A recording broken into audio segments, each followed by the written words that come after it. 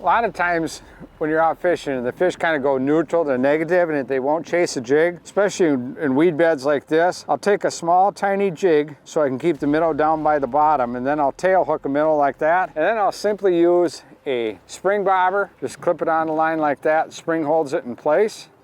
And I like to fish a narrow bobber like this in windy conditions because it doesn't blow through the water as quickly as a round bobber.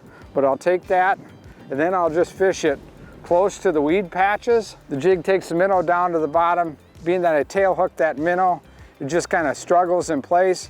And then I'll float that bobber with that jig and minnow right up to the weed bed and just let it sit there. This happens to be a little moon eye jig that I'm using. And when I'm fishing panfish, actually I like to use the ultraviolet jigs, and this has UV built into it. But the other important thing about having a jig versus let's say a hook and a split shot, is it minimizes that minnow from tangling up around the line itself or tangling around the base of the weeds. That jig prevents that from happening, so consequently I'm spending more time fishing and less time getting hung up on the bottom or hung up on the weeds. When you're fishing cover like this and you're dealing with panfish, a lot of times people think you need to go to light line and all that.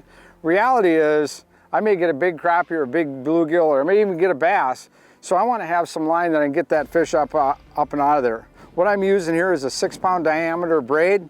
I'm using a little bit heavier leader so I don't have to worry about break-offs. And I've got a little bit longer rod with a fast tip so I can flip that jig out there and work that jig through the bottom of the weeds and not worry about if I hook up on a fish, I'm gonna break off the line because I get caught in the weeds, or I can get the jig up and out of there if I get snagged up on the weed itself. So don't be afraid to go with heavier gear when you're fishing in these heavier weeds for panfish. There we go.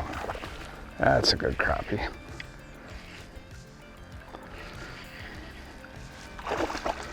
There we go, there is a good one.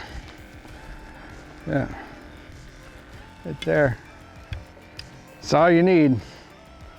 Little jig like that, spring bobber, whether you're fishing a minnow out of it or small plastic, catch crappies like that.